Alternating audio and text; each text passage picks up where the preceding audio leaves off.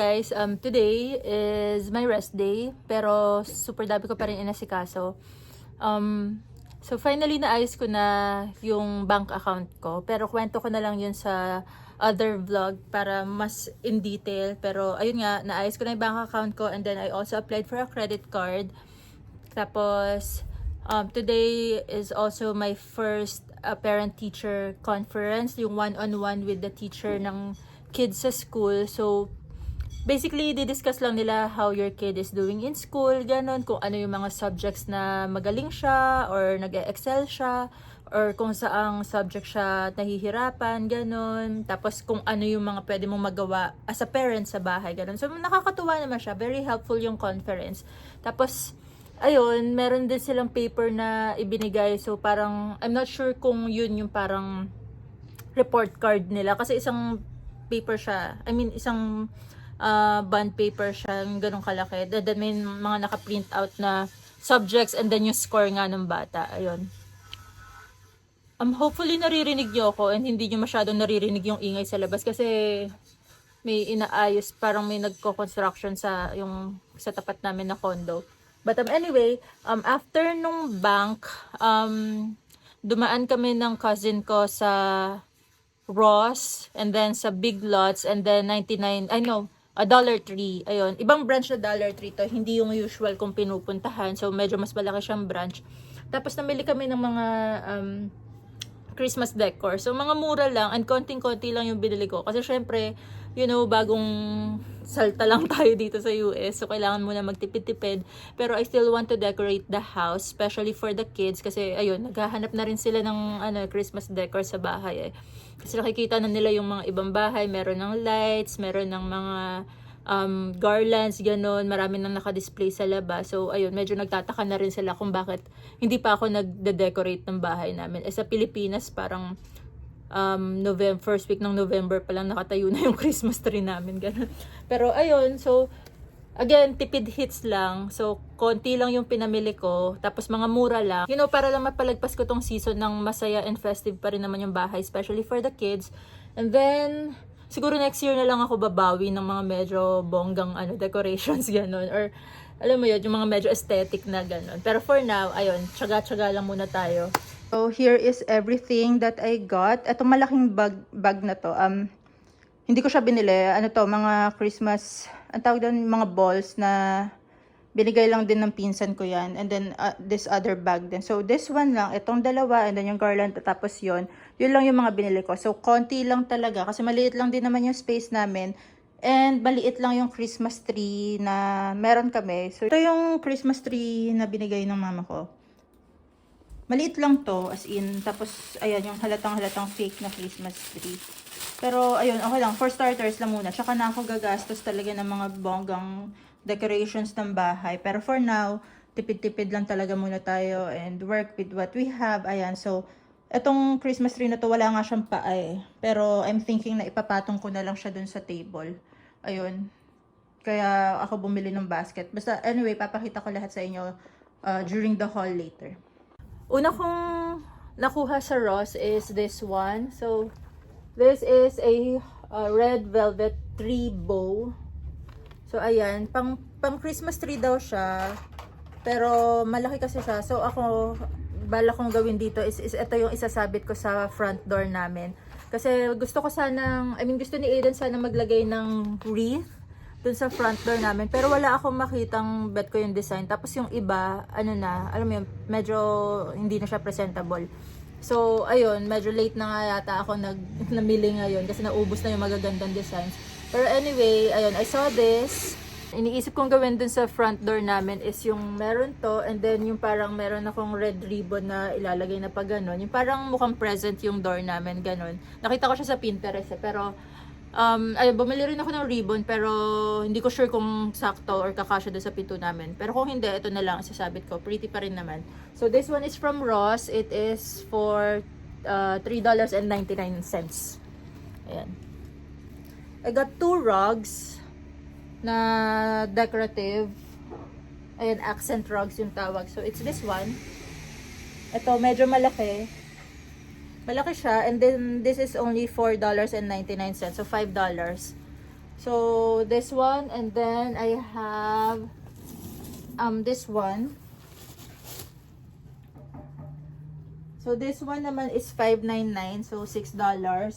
Pero ito, mas makapal siya kaysa dun sa isa. And then, this one is for outdoor. So, ilalagay ko to dun sa may front door din namin. Siya muna yung ilalagay ko dun. Pero alam mo, ang cute niya. Nakakahinayang na apakan. So, ayun nga, nabanggit ko nga na yung Christmas tree na binigay ng mami ko, walang paa.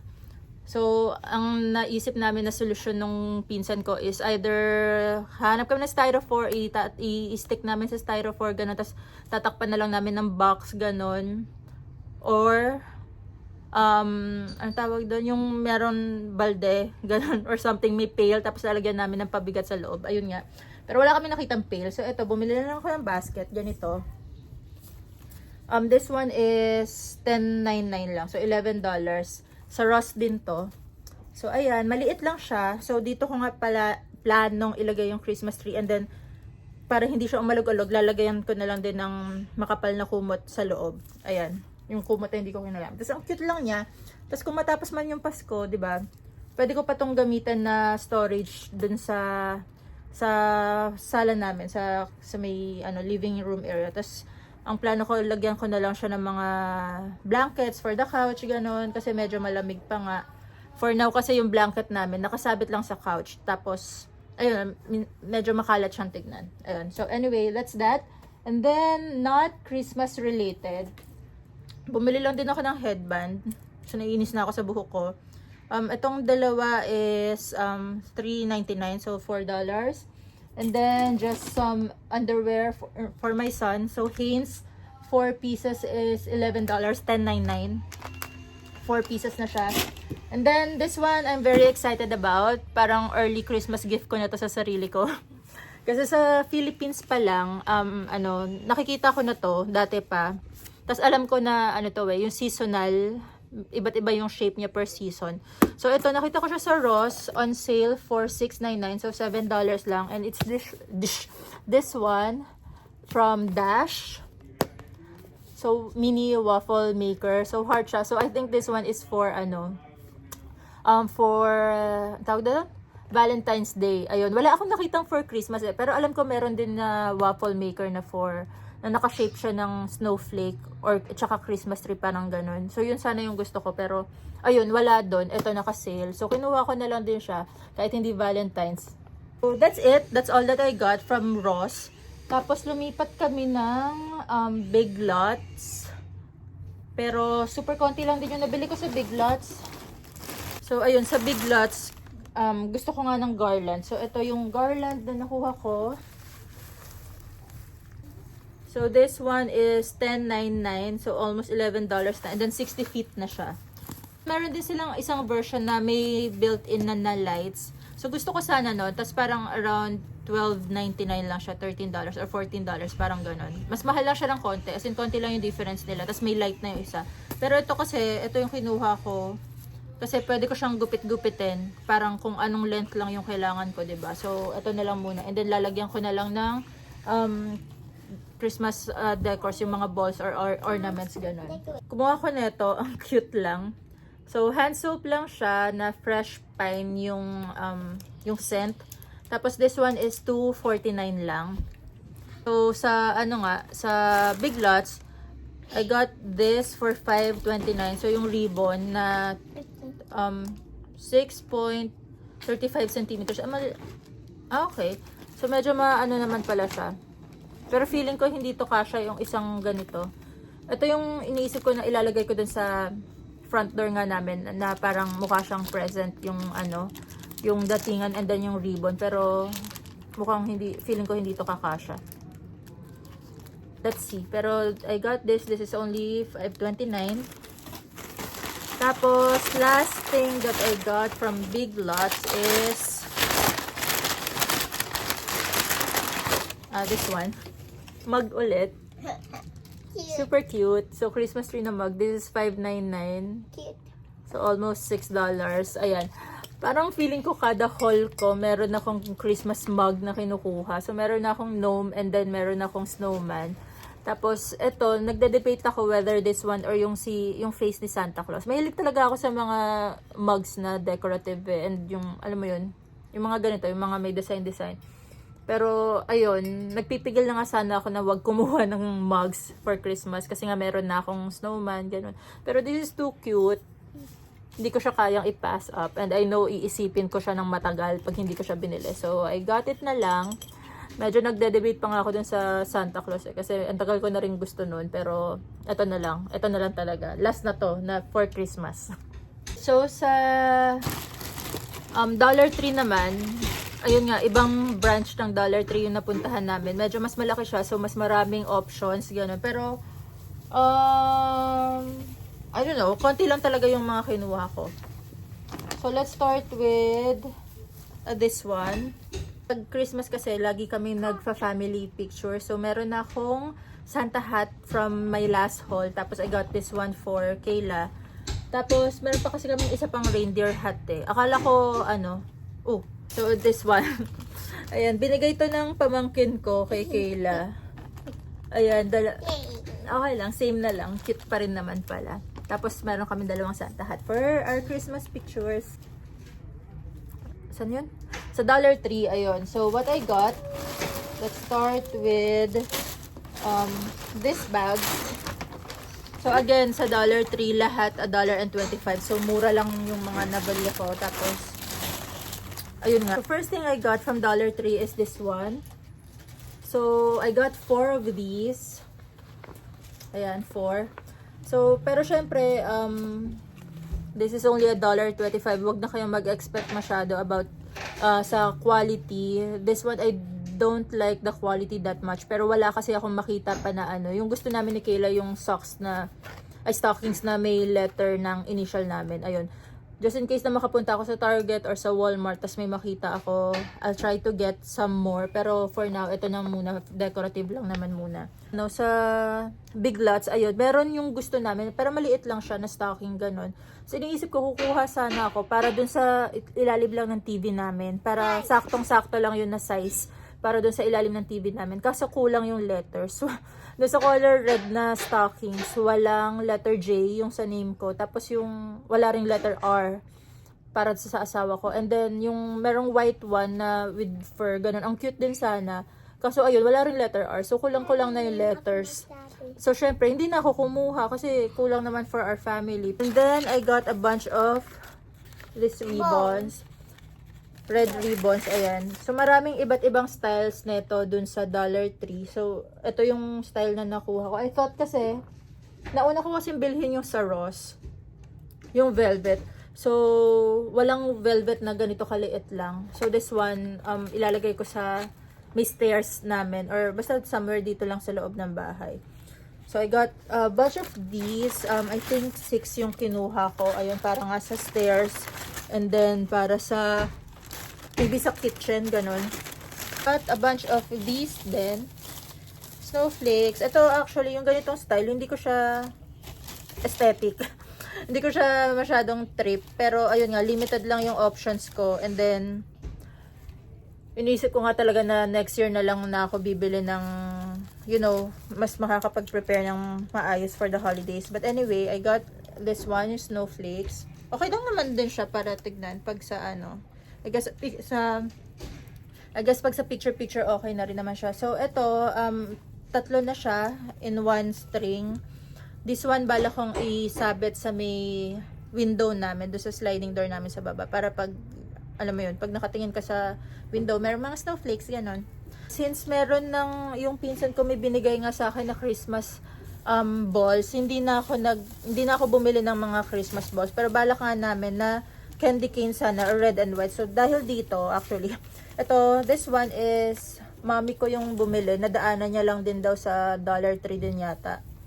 So, ito yung una niyang binigay sa amin na Christmas decor. So, alam mo yun, syempre, inisip ko na around this na lang yung theme namin, ganun. At least, madali-daling ternohan yung red and white na decor. Pero, ang nakakainis, wala akong nakitang masyadong, candy canes na, ang tawag doon na Christmas ornaments, ganon. So, ang nakuha ko lang is Gusto ko sana ng maraming candy canes pa naman. And then yung parang bilog na lollipop, yung ganun.